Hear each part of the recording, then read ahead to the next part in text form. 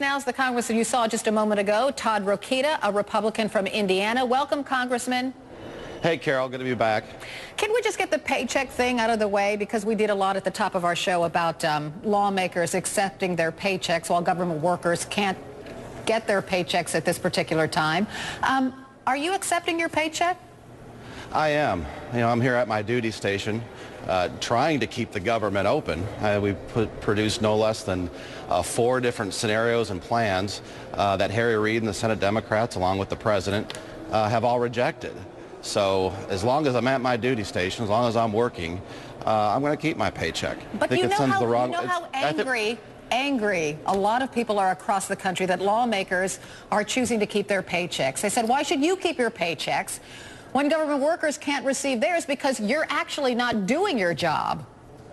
Well, first of all, every time the government shut down in the past, government workers, when they came back, got back pay.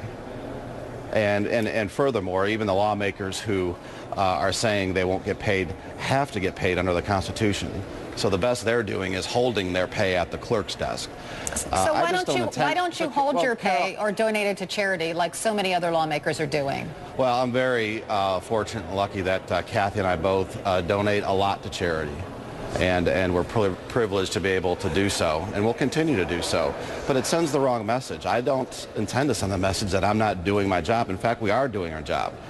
And we're fighting on behalf of the American people. We're fighting to get rid of, like I said before, one of the most insidious laws ever developed by man. Okay, well, let's talk about that part of the argument now, because, Congressman, after hearing your fellow lawmaker, Scott Rigell, Republican, are you worried you're beginning to lose the battle? Because he says, come on, we've lost the fight, we've made our point, it's time to move on and fight another way. Well, we're fighting for fairness for the American people.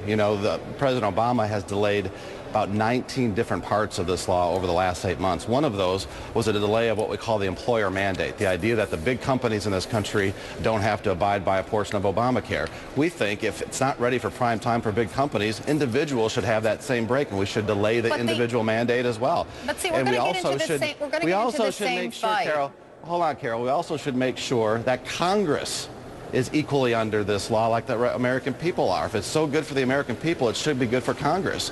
And so I disagree with Scott. I like him a lot. He's a friend. But I am fighting for fairness in the American people here, and that's the latest negotiation that's on the table. Why wouldn't we fight for that? Who wants Congress to be treated differently than the American people? If people are so angry, like you say, and rightfully so, they should be angry that they have to live under a law that Congress doesn't. Well, I'm just asking you why that should be connected to the federal budget. Let me run this other thing by you. Sure. Another Republican, Devin Nunes of California. He's one of the Republicans also slamming his party for this divisive approach. Let's listen.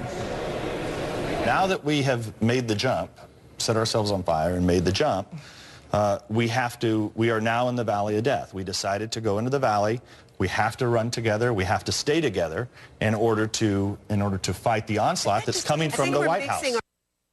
So the congressman goes on to say the Democrats are giddy about this government shutdown because it's hurting Republicans. So if that's all I can tell you is my observation on the floor of the House last night, they didn't seem giddy. They seemed pretty frustrated because we continue to offer plans for keeping the government open and parts of the government open. And they just voted last night against veterans. They just voted last night against research at the NIH. We are for these things. We are for keeping the government open. We are against Obamacare. And pretty soon this is all going to come together in the debt ceiling. I'm pretty sure the Democrats are for those things too, but it's this piecemeal approach they object to, like funding the parts of the government that are non-controversial, that Republicans like, and then not funding the other parts. If they're for it, Carol, what does the process matter? Keep it open. Keep parts of it open. Let veterans go see the World War II memorial like they've been trying to do for the last 2 days. This is really how we want to decide our federal budget? I mean, really, is this the right way to go? Well, the wrong way to go is for the Senate not to produce a budget for the last 4 years. As a member of the Budget Committee, I'm very proud of the budget that we produced. It balanced in 10 years. It balanced, I think, 1 year even before the 10-year window. And we've always seen from the Democrats and the President our budget proposals that never balance. And what we're fighting for at the end of the day, Carol, I don't know if you have children yet, or I'm sure you don't have grandchildren. You look much too young. Thank you. But we're fighting for them.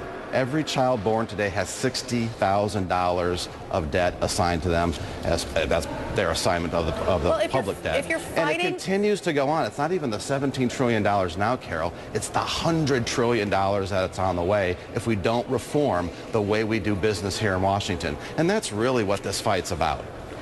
no, this fight's about Obamacare in your mind. It's not about reforming the system. Well, You're not Obamacare is talking a part of about that. reforming our tax Carol, system. do you have any idea how much cetera? this law is going to cost? You know, it's an insidious law because it's a lie.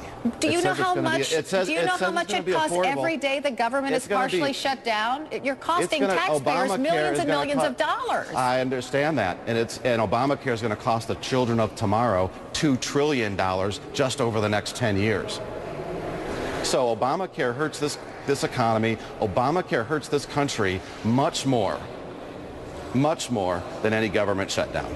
Seriously, even I mean the debt ceiling fight is coming up. Obamacare hurts the country worse than not raising the debt ceiling. Seriously, Carol. Because that's not what a bunch of Wall Street bankers told the president yesterday. Well, I had a lot of CEOs in my office yesterday, and they didn't share with me the same vision that apparently some CEOs shared with the president. Because you know what? The CEOs that were in my offices yesterday were mothers and fathers and grandfathers and grandmothers as well.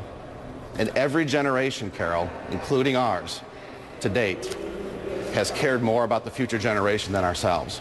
And if we don't change our ways, if we don't work together, if we don't get government spending under control so we don't put more on our plate now. We're not remotely working together. Well, the one way we don't help the children of tomorrow is by putting $2 trillion more on their plate. And that's what Obamacare spends over the next 10 years. It's an insidious law. It's a lie. It is not providing more affordable health care. People are losing their health care. I think most Americans would say fight that fight separate from the federal budget. Don't partially shut down the government. Don't Carol, make things worse by fighting the same fight over and over. Right, we're going in circles, right. That's what you guys are doing. No, you're part of the problem. The media is part of the problem as well. Oh, come on. That's so easy. That's Carol. So easy. Carol, you're beautiful, but you have to be honest as well. Okay, I think we should leave it here. Thank you so much for joining me, Congressman Todd Rokita. See you, Carol. Still to come.